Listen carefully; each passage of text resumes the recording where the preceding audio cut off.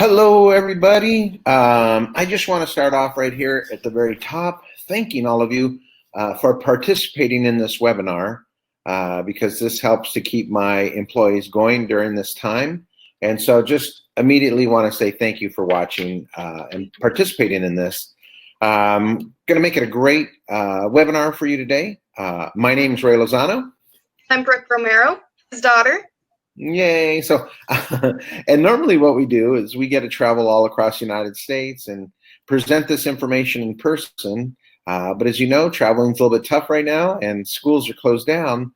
So we have switched to this new format, which are the webinars. So today we're going to be talking about e-cigarettes, juuls, and vaping, and we're going to throw a little bit of marijuana information in there right at the end, just because kids are kind of making that switch over. So back in my day, when they brought us into the gyms to talk to us about cigarettes, they kind of left out a little bit of information just because they didn't know about it. And so what happened is the tobacco companies were one of the only companies out there that could get away with putting stuff inside their cigarettes and not telling anybody about it. And so they would add all kinds of stuff and they would have to fight to find out what's going in these cigarettes. But then in the 90s, they sued the tobacco companies and they had to release all of the different chemicals that are inside cigarettes. So reluctantly, the tobacco companies did that. And one of the big things that they found out that is inside cigarettes and now inside e-cigarettes, juuls, and vapes is nicotine.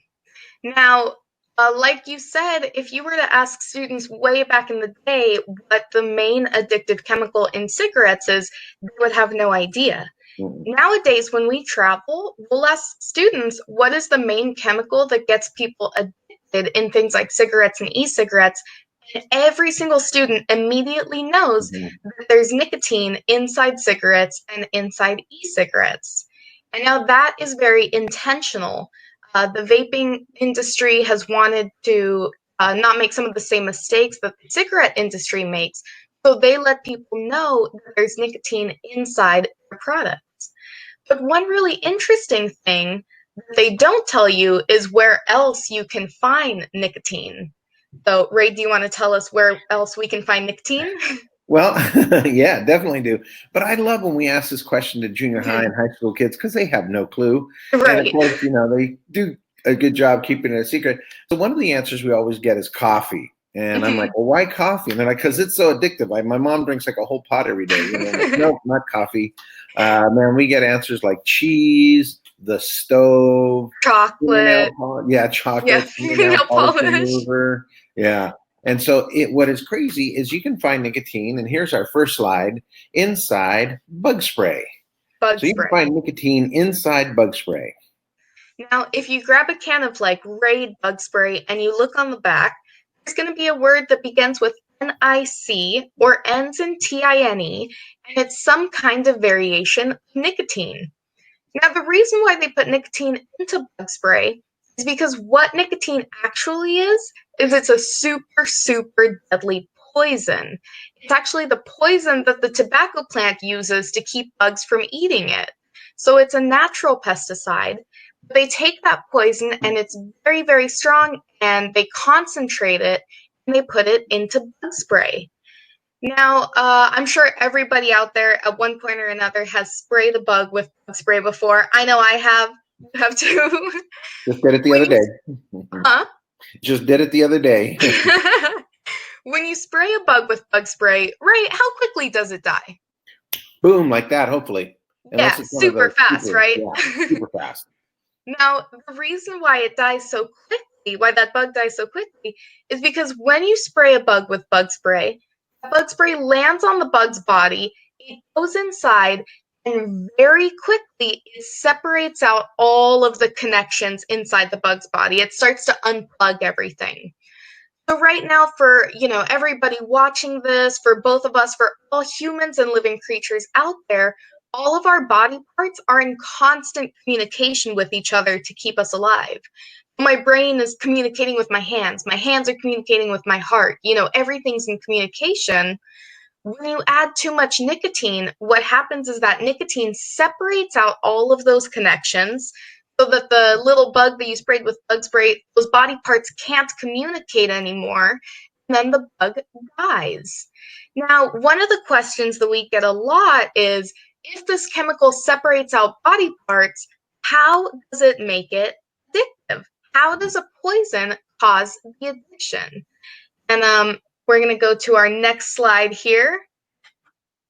And it has to do with something called the go and the stop button. Now, if everybody watching, if you take your index finger and place it right in the center of your forehead, right in the center right there, if you went back and touched your brain, you would hit a little button that we're going to call the go button. If you go over to right above your left eye, and right above your left eye, right there in your brain, you would hit a stop button. So go button, go button, stop button. So let me show you guys how this button works. I'm sure everybody out there at one point or another has had, mom, dad, sibling, kid, best friend, somebody jump out and scare them really, really good. Have you had that happen? Right there. Definitely. Likewise, I'm sure everybody out there at one point or another has gotten to get that person back, jump out and really scare them, Yeah. That's the best feeling. When you get really, really scared, there's some kind of reaction that you have. So some people will jump super high, some people will take off running. I definitely am a screamer. I like that. Thanks. I definitely scream really loud when I get scared. Ray, what's your reaction? You know what? I hate to say this. I'm a puncher. I punch. Punching. Yeah, and sometimes I go to the bathroom a little bit. Yeah, mainly punching. Yeah. That crazy, crazy reaction is because when somebody jumps out and scares you, your brain immediately sends this super fast signal to your go button. Now, that go button tells you to do some kind of crazy reaction. Then, as soon as your brain realizes, okay, we're not actually in any danger, it immediately sends a signal over the stop button. And that's why, you'll scream and then you'll stop screaming and feel ridiculous after. Right. For a lot of the adults out there, this is like a real simple example. How many adults that are watching right now have ever had somebody ask you to do something? Hey, can you pick me up at 5:45 in the morning or drive me to the airport? Or Sunday afternoon, can you help me move from my apartment? Or, and as soon as they say, can you drive me to the airport at 5:45? You're like, yeah. And then it's like, you're like, I should have said no, Yeah. That's the, yeah. And so that's how I get people to drive me to the airport is I ask them real quick, will you drive me to the airport? Answer me fast, and 3, 2, 1, answer. Yeah. but then you think about it and you say no. So that's like on a real simple basis how your brain works. Right. Let me give you another big example between the go and stop button. So last October, my family went to Universal Studios Halloween Horror Nights. And, we're from California, and I don't know if you guys know about Universal Studios, the Halloween Nights, but it is so unbelievably scary. Because it's at Universal Studios, so it's where they make all the scary movies, So they have all the costumes, they have all the makeup, they have all the fake blood and stuff like that. And it is so unbelievably scary. So we go with my niece, and she's pretty little, as we're going in, there's signs saying, warning, this is really scary, signs saying make sure children are accompanied by an adult kind of thing. My niece is super excited. So we go, and I think she's little, so we should probably start out on a less scary section. So first we go to the Minions section. Minions from Despicable Me. Mm-hmm. We go to the Minions section, and there's Minions chasing her. They're popping out of the corners, chasing her with that unicorn, it's so fluffy, But my niece isn't really getting scared. She's like, but she's okay. So she says she's ready to go to a scarier section. So my niece says she wants to go to the Killer Clowns from Outer Space section. Now think about that for a second. Killer Clowns from Outer Space. I know most people out there are already scared of regular clowns, but now these are killer clowns. These are clowns that do not have your best interests at heart, Yeah. And then not only that, they're killer clowns from outer space. I mean, my little niece, the only thing that could be scarier is if they were like killer clowns from outer space. They're about to give you a pop quiz on state capitals, you know? So we go and we're in line for this maze. The whole time I'm telling her, like, this is going to be scary. Like, we don't have to do this. Like, we can go back to the minion section, And she's like, no, I want to do this. I want to do this. She's so excited. Like, that go button's getting hit again and again and again. So as we get to the front of this maze line, they open up the doors. We walk through, and it's just this pitch black hallway. And all you can hear is clown laughter. And immediately I'm like, I'm out, You have to go all the way through. So we're going through, and it is so scary, and there's clowns popping out at us. There's clowns like chasing us with a chainsaw kind of thing. The air is just heavy with the smell of like cotton candy and fear, which isn't the best smell combination. And then my niece is getting scared. She's screaming. She's like starting to punch. She's running a little bit. Then we turn this one corner. There's all of these clowns lined up like they're going to a kid's birthday party, which would be cool, except all of them had like chainsaws and axes and like blood dripping down from their faces. My niece gets so scared. I'm holding her hand, and I just feel scared. She passed out. My niece was so scared, she passed out. And so I start yelling, she passed out, she passed out. Suddenly, all of these killer clowns from outer space turn into like concerned clowns from outer space, And they're all coming over, like making sure she's okay. One's making sure she's breathing. One's putting a pillow under her head. They're like calling for help, And as my niece starts to come to, she opens her eyes, and all she sees is all of these clowns surrounding her. So, needless to say, I don't think we're going back next year. What happened in my niece's brain was when she was getting scared, her brain was hitting that go button saying, this is great, this is fun, let's do this, I want to do this again. And then it got to a point where it was too much for her. Her brain immediately sends a signal to that stop button. That's how I learned my niece passes out, The brain said, we can't do this anymore. This isn't a good idea. Now, what happens when somebody adds just a tiny, tiny amount of nicotine into their system, that tiny amount of nicotine, instead of separating out all of the body parts, what was that? I told Chris to go to the next slide. Instead of separating out all of the body parts, the nicotine just goes in and it just separates out that connection between the go button and the stop button. So when somebody puts nicotine into their system, their brain says, this is great, this is fun, let's do this. But it never gets to the point where it says, you know what, maybe this isn't a good idea, I want to stop. Yeah. That's what makes nicotine so addictive. Everybody that's watching right now, think about this. Do you know somebody who's tried to quit smoking cigarettes 2 or 3 times and they can't do it? Right. And so they have told themselves, man, my teeth are yellow. I smell like smoke. Nobody wants to be around me. My breath tastes bad. I have the potential of getting cancer. They rationalize all that stuff. But the problem is it's gone in and it hits the go button, but it will not allow a signal to be sent to the stop button. Right. Now, when I was in school and they were teaching us about the old-fashioned cigarettes, what they found out, or what we found out, is all it took was 3 cigarettes. That's it. And it caused the addiction. So if one kid smoked 1 cigarette on Monday, 1 cigarette on Wednesday, 1 cigarette on Thursday, when they smoked that 4th cigarette on Friday or later Thursday afternoon, they had an addiction because it went in and it hit the go button, but it will not allow a signal to be sent to the stop button.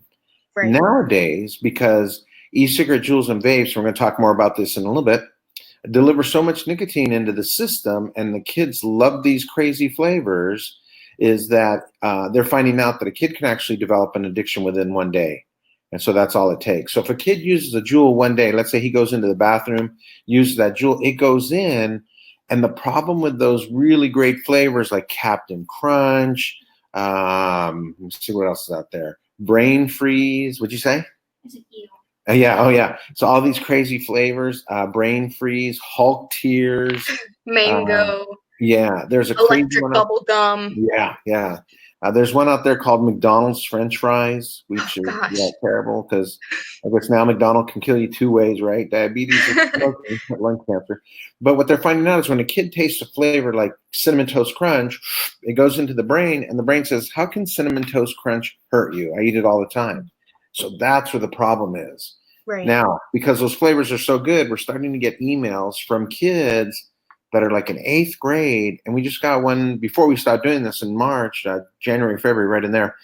And this student wrote to us and he says, I smoke a Juul, and here's the package of the liquid that I use. And it says on it 0% nicotine. He says, does it really have 0% nicotine? So I wrote back to him and I said, hey, here's how you can tell. Tell yourself Sunday night that you are going to quit smoking and see how you feel immediately. I said, if you tell yourself Sunday night you're not going to smoke for the next 3 days and you have no problem with it, Monday you wake up, you don't think about it. Tuesday afternoon, you're like, oh yeah, I haven't used in a day and a half. You get to Wednesday and you're like, oh yeah, I didn't even think about it. I go back. And so Thursday afternoon or Wednesday afternoon, you're like, don't miss it at all. 0% nicotine. But I said, if you tell yourself Sunday night that you're going to quit using and you immediately feel a little bit panicked, Monday morning, you're like, oh, I want to smoke, but I'm not going to because I told myself I wasn't. Monday afternoon, you're like, oh, I got to really fight this. Tuesday, and you're like, oh, I can't do it. And by Tuesday afternoon, you're using it again. It definitely Right. has nicotine in it. Hmm. So here's what they found out about that. Right, because scientists wanted to know whether these 0% nicotine vapes actually have nicotine in them or not. Uh, So what these scientists did is they took a bunch of different brands of nicotine-free vapes. They tested them to see whether they actually had nicotine in them or not. What they found was of these nicotine-free vapes, 98% of them still had large amounts of nicotine in them. Now, when I heard that, I thought, that's really weird, right? It doesn't make sense that a product that says 0% nicotine actually is filled with nicotine. It's almost like I'm sure everybody out there knows about Tic Tacs, not TikTok, but Tic Tacs. If you get a box of Tic Tacs, and you look on the back, it'll say 0% sugar, or it'll say 0 grams of sugar. It'll say sugar free, or it'll say no sugar, or something like that. Actually, when you look at the ingredients, the very first ingredient is sugar. When you look at what makes up a Tic Tac, Tic Tacs are basically like 99.9% sugar. Basically just sugar and a little mint flavor. Now, the way that they can get away with saying that, there's 0 grams of sugar is because of how small Tic Tacs are. Because of how small they are, they technically have less than 1 gram of sugar, so the FDA says they can say they're sugar free. Now, the tobacco industry uses a similar kind of math where they can say that their products are nicotine free when in reality they are filled with nicotine. So, what the rule for the tobacco industry is if a vape juice contains 19 cigarettes worth of nicotine or less, they're allowed to say that it's absolutely nicotine free. It's only if a vape juice contains 20 cigarettes worth of nicotine or more, they have to tell you that there's nicotine in there. So, unfortunately, that vape juice that kid was using may have said nicotine free when in reality only has to have 19 cigarettes or less to be considered nicotine free, which still is a large amount of nicotine. Right. And when you look at that 19 or less, like I said, all it takes is enough nicotine in 3 cigarettes to cause the addiction. So when you hit 19 cigarettes and you use that entire Juul pod, Mm-hmm. you definitely have an addiction. And so it's going to be Right. very difficult to break. Brooke and I have worked in the prevention field for a long time. I've worked in the treatment field. And every time we talk to people that are either ex-heroin addicts or ex-alcoholics, or they've come off some kind of other drug, like, man, I was able to quit all of that, but I cannot quit cigarettes. Right. That's where it gets really tough. Yeah, definitely. Now, the tobacco industry, this is terrible. All around the world, every year, about 7 million people are going to die That's from cigarette use. Just in the United States alone, what that works out to is 4,000 or 484,000 people a year and 1,300 people a day, or 54 people every hour. So you're going to be on this webinar for about 45 minutes. While you're on this webinar, probably right around 41 people are going to pass away from something that is tobacco related. Mm-hmm. Now, the tobacco industry looks at that and they go, oh my gosh, we're losing 1,300 people a day, one person every minute. We need to start really bumping our numbers up because they have to keep generating new smokers. So are they looking at an old person like me to start smoking? Definitely not. They're looking at a junior high school kid to start smoking, right, just because they know the way their brain operates. When you tell these kids something dangerous, and that's why we present this information the way that we do, and especially to large groups, when you present it as something dangerous or you try to scare kids, for an adult like me, my brain goes, oh, I better not do that. But for a kid's brain, when you present scary, dangerous information, their brain goes, I wonder if that's true. I don't know. I think I'm going to try it. Everybody watching, let me show you why this was so great that this happened way back in the day. But everybody that's watching, let's say we were a tribe of people sitting around a fire, okay? And we had a little stream floating by us, and this was way before electronics, and we lived in, caves and stuff like that. We're sitting around this fire. Somebody comes running out of the woods with 10 sharp sticks, and they look at all of us as a tribe, and they say, hey, there's a animal over in the bushes over there with really sharp teeth made out of meat. Who wants to help me kill it with a sharp stick? What's an old guy like me going to say? No way. There's no way I'm going to do that. I'm going to sit right here and make some decisions for the tribe because that's how my brain works. What are all these young kids going to say? Let's go. Yeah. Get some more sticks. Come on, everybody, right? So when we present really dangerous information to kids, the way that it works inside their brain is their brain's like, wow, I want to try this. And the tobacco companies know that. And that's why they're going after junior high and high school kids, because the addictive quality of e-cigarette, Juuls, and vape happens so unbelievably fast. Right.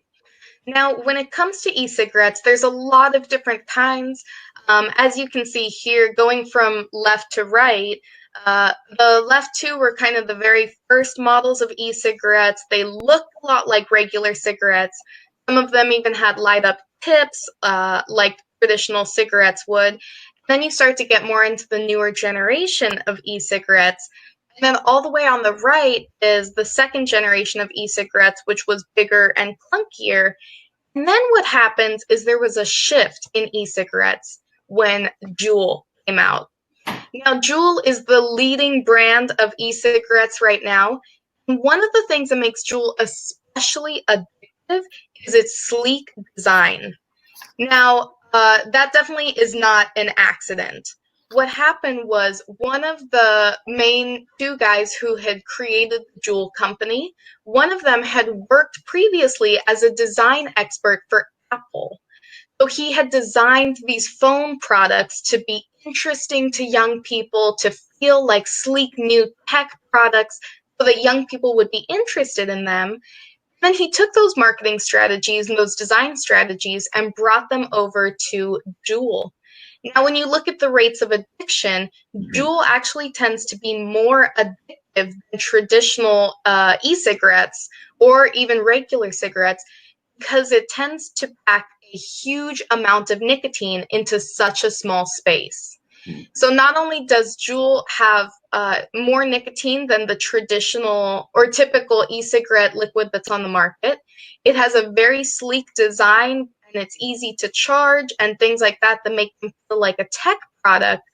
The other thing that makes e-cigarettes really addictive is something called continual use.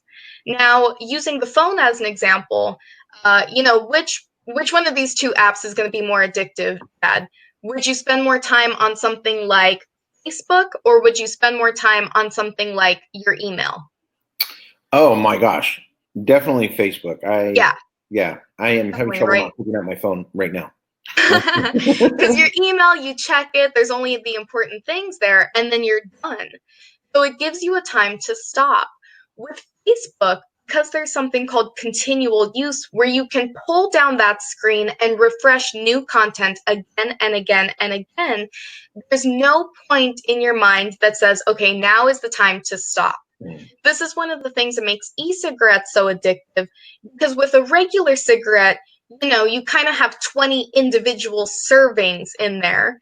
So you take a cigarette, you light it, you smoke it, and then you're done.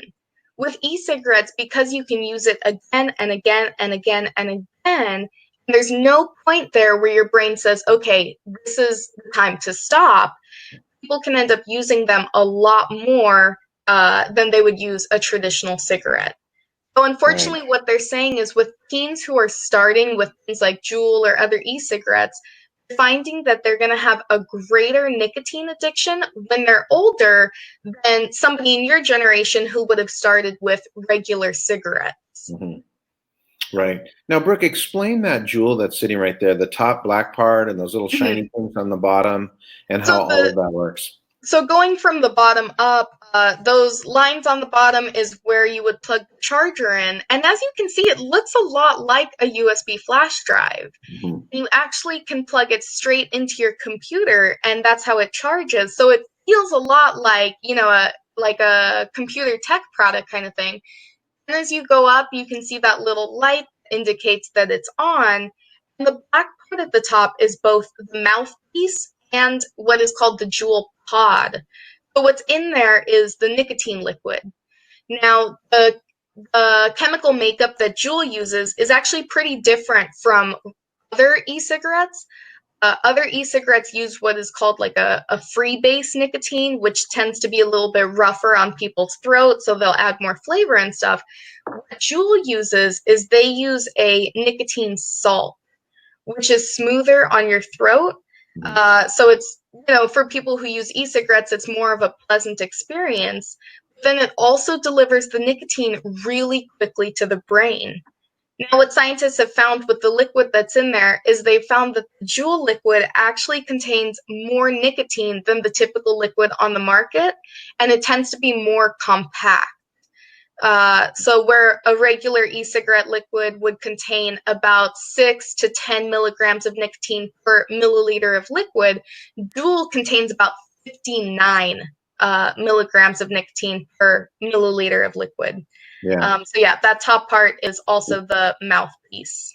Yeah, because I talked to a gentleman probably about a year or so ago, and he said how much more he's using his Juul. Right. Because when you think about a pack of cigarettes, think about this. You purchase a pack of cigarettes, you have it in your pocket, and you got to tap it down. Then when you want to smoke, you got to find a place to smoke. Then you pull out one cigarette, you put it in your mouth, you light it, you smoke it, and then when it gets to the bottom, it's done. Right. But he said that he just finds himself carrying this in his hand all day, doesn't even think about it, and he very quickly smokes this. Right. Let me just go back one slide because I want to explain something. If you look at the one at the far right there, the large ones, those kind of came and went real quickly because those were the ones that you heard about on the news all the time exploding. Right. And so what would happen is there's a mechanism in there, and some of the chemicals that are in the liquid were kind of sticky. And so they would actually cause this little flap to stay down, and then it would get really hot, and that's where it would end up exploding in somebody's pocket. Now, the question that we always get right here from students is, well, isn't it better to smoke a Juul than it is to smoke a cigarette? Because with a Juul, you get less smoke, you get less tar, It's you get less carbon non-combustible. monoxide. Get what? It's non-combustible. Non-combustible, yeah, all of that kind of stuff. And so here's where some of the damage happens to the lungs. And again, we have kids ask all kinds of great questions. What happens if I only use it once or twice? Now, the very first time you use a Juul, the very first time, the aerosol, the liquid coming out of that Juul right there is coming out at 450 degrees Fahrenheit. 450 degrees Fahrenheit. Yeah, I actually knew that number. But if I was going to bake cookies tonight or a cake or something, I would set the oven right around 350 degrees. Now, there's been times when I've opened the oven up and that hot 350 degree air hits me, and I'm immediately taken back by that. Now, at 450 degrees, it's going to cook a portion of the lungs very quickly. So imagine if you took a skillet and you heated it up to 450 degrees, okay? And then you took a hamburger patty and then you threw it in that skillet. And as soon as you threw it in that skillet, you immediately grabbed a spatula and pulled it out and flipped it over.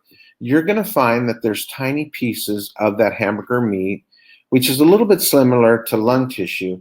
You're going to find out that portions of that meat are cooked, even though it was only in that skillet for less than 2 seconds. Now, the more you throw that hamburger in the skillet and out and flip it over and throw it in, more of that's going to be cooked.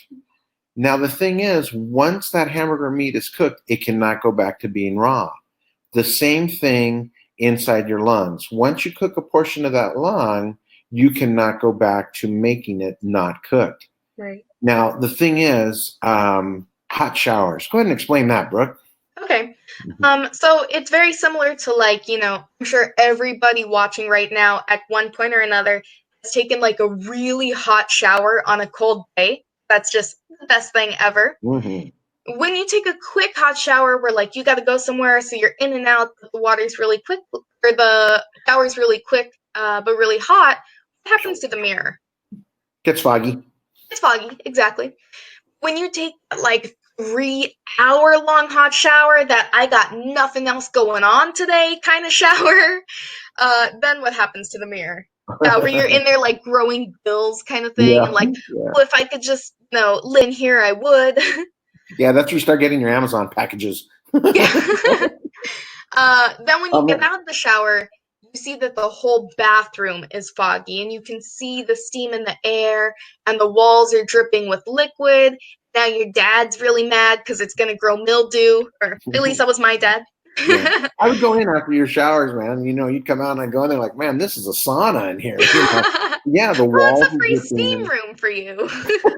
Thanks. Yeah. Yeah, all that's happening. So here's the thing. Let's say you took one square of toilet paper, okay? Mhm.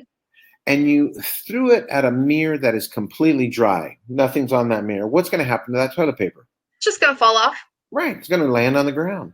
Now, let's say you took a really quick shower, so there's just a little bit of moisture on there, and you threw that toilet paper on that mirror. Now, what's going to happen now?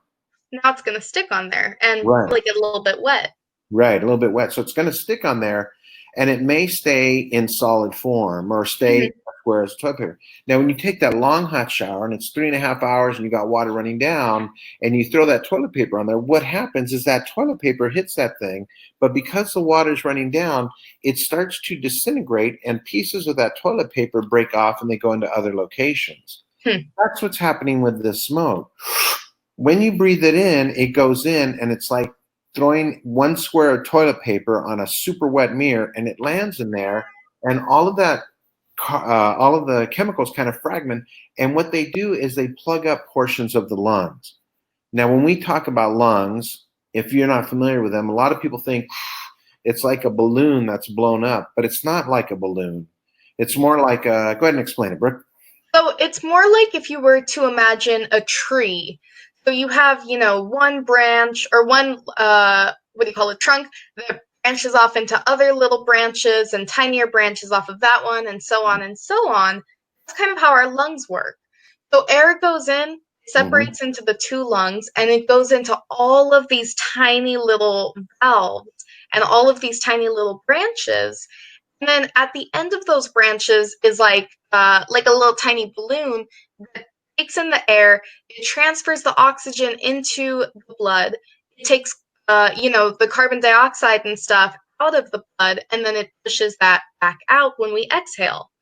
And when somebody uses an e-cigarette or Juul, what happens is all of that aerosol goes into the lungs, and it starts to damage all of those little balloons. They're called alveoli at the end of the lung valves. And what happens is it makes it more difficult for the lungs to get oxygen and carbon dioxide through those barriers. It makes it really difficult for people to breathe, and it can end up damaging the immune system as well. Right. Because the majority of our immune system is located in our lungs.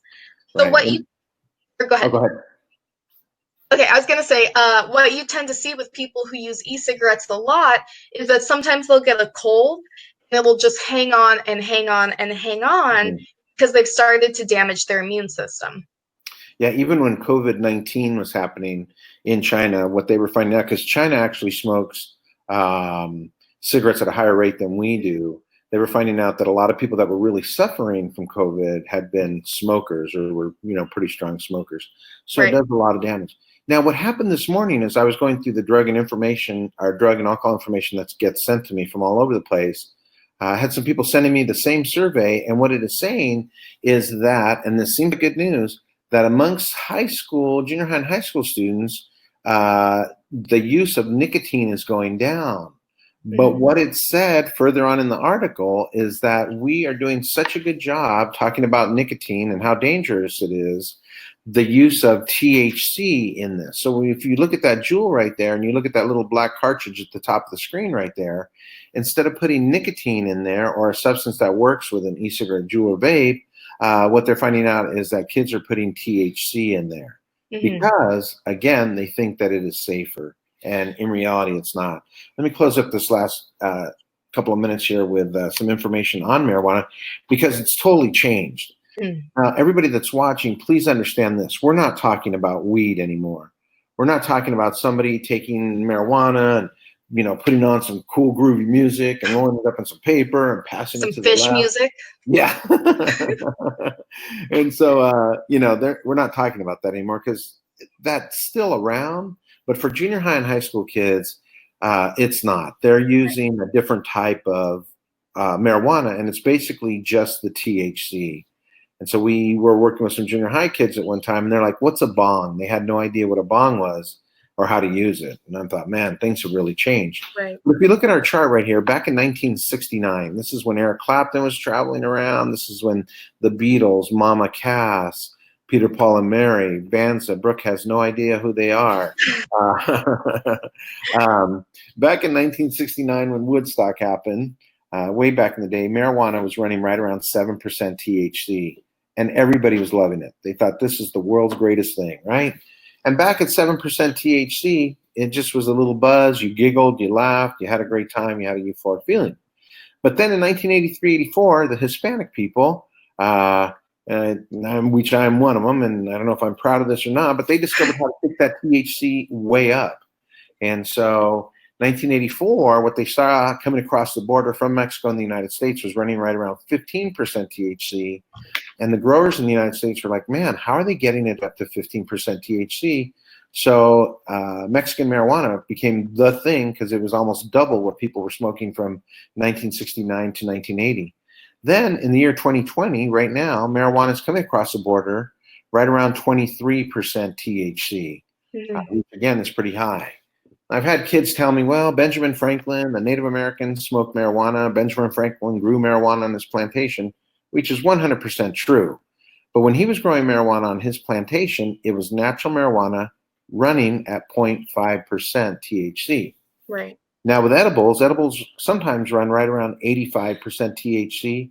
You can get different levels, but the reason why it's 85% THC is because when somebody eats a gummy bear or a cookie or has a popsicle, the person that has made that knows that that THC is going to go down into the stomach, and some of it's going to be dissolved by stomach acids, but some of it's going to make it into your system. The last one right there is what a lot of kids are using inside jewels, which is called wax. And there's also one called shatter. Mm-hmm. Now, understand this. THC is way different than anything anybody was smoking in the 60s and in the 80s because it's a whole different plant. So it's going to affect you in a whole different way. Now, this is where it gets really bad for kids because understand this. Kids' brains are in the process of developing and growing. And this is what the inside of your brain looks like right here, okay? You have all these little doors. And every one of those little doors has a name or an address on it, okay? So the green one at the top says girl names. The one right below it, the red one, says boy names. The blue one over to the side says directions. The bottom right blue says passwords. So you can put any kind of label you want on these doors. And this is how the brain is going to store information, okay? So information comes into the brain. The brain grabs that information. It says, what are you? That little piece of information goes, I'm a girl's name. And it goes, okay, boom, let me put you behind girl named door. Okay. Then another piece of information comes into your brain, and your brain says, "What are you?" And it says, "I'm a password." It says, "Okay, let me put you behind this orange door that says passwords." Then another piece of information comes into your brain, and it says, "I'm directions." Okay, let me put you behind that blue door that says directions. That is how the brain is supposed to work. Okay, everybody watching right now, let me open up a door inside your head. Okay, here we go. Get ready. Elephant. Everybody get an elephant in your head. Okay, nod your head when you have an elephant in there. Okay, I see everybody nodding their head. Now, for many of you, you probably saw a picture of an elephant, right? That's where our brain works in pictures.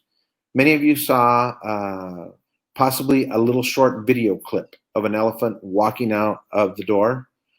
Some of you may have seen a drawing of an elephant. For those of you that saw this, please protect your brain. If you saw the letters ELEPHANT,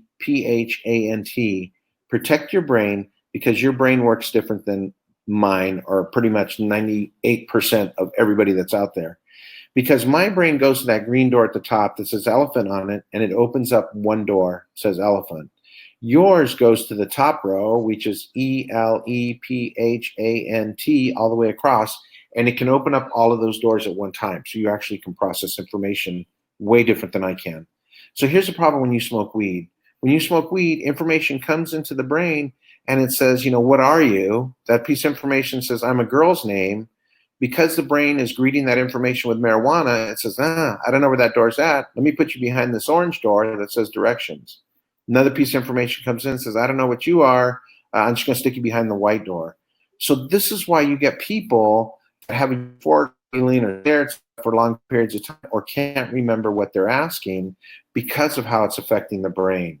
The brain is so amazing. Inside your brain, you have, get this, 10 billion cell phones, like what you see right there. 10 billion cell phones. Every one of those cell phones can hold 20,000 contacts or 18,000 songs. Isn't that crazy? You have the ability to memorize 18 trillion songs. If you took 18 trillion songs times 3 minutes, that works out to 322 years. Everybody watching has the ability to watch TV for 322 years and record every single thing they watch. That's how much space is inside your brain. So what happens when somebody smokes marijuana is it goes inside the brain, and because there's so many places that this information can hide, what it does is it loses information, or it forgets that train of thought. Last little thing, and I'll let you get back to having lunch or whatever you're doing. I'm going to show you one trick on how the brain works, okay? So here we go. I want everybody to look, when I slide this over, I want you to look for the color blue.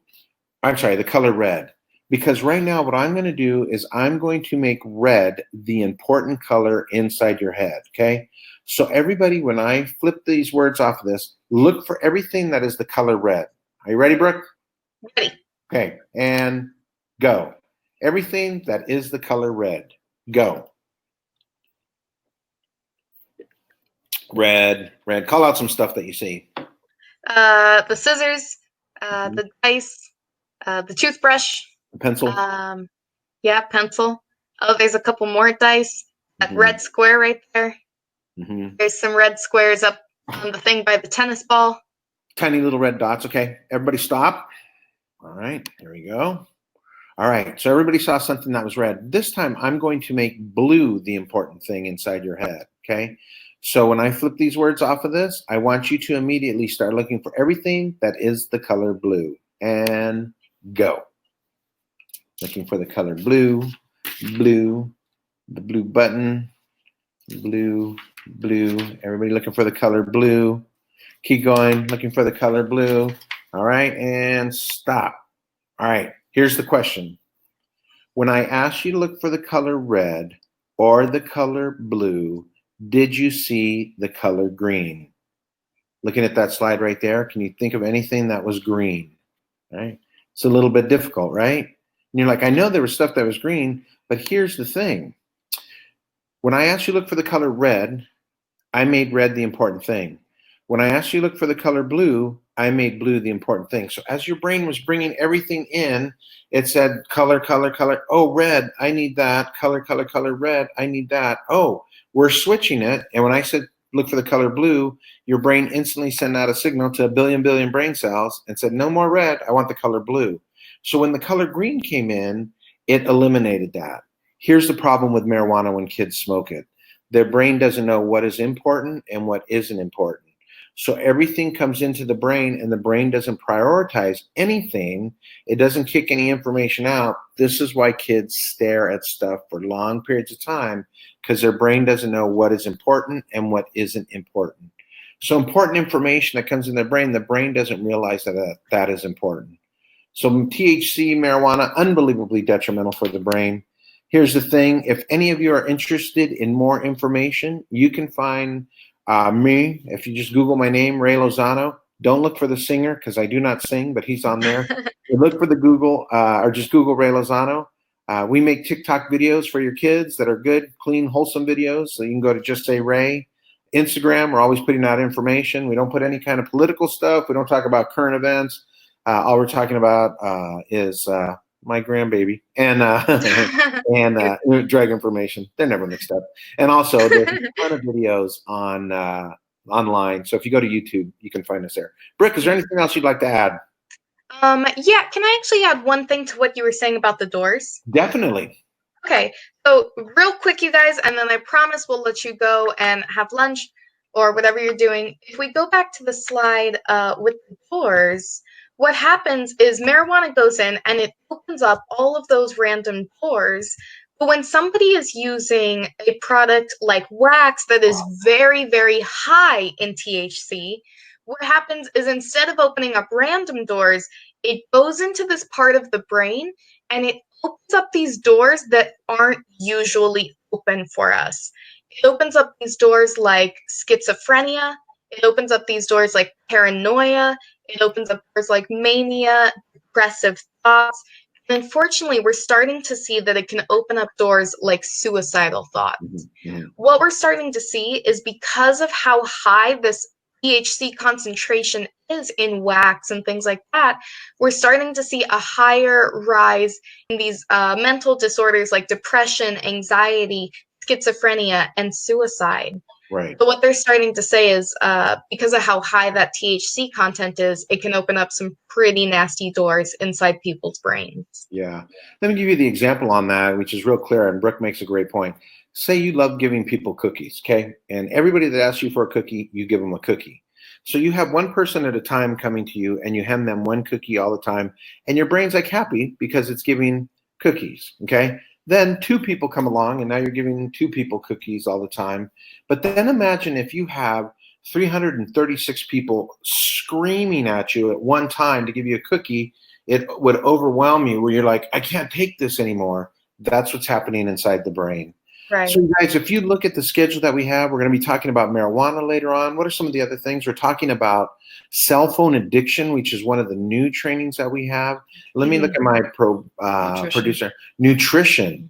Brooke, give a real quick little point on that because this one is catching fire. So yeah, I do a presentation about nutrition. Do you have a specific point you wanted me to give? No, just like some of the great information that you have in there. I didn't mean to put you on the spot. No, don't worry. So the information that I present as far as nutrition is presented in a very similar way to the information we present on marijuana. You know, it's very non-judgmental. I'm not going to, eat salads every day, lunch kind of thing. It's basic information about how your body functions, how the food that we eat affects our hormones, and why it is so difficult for us to eat healthy and what you can do about it. Yeah. So very simple, basic, easy to understand information that I personally have used in my life. Yeah. So everybody watching, thank you so much for providing for my staff to keep them going. Hope this was great information from you. Feel free to email us. We'll love to answer all your questions. All right. See you guys later.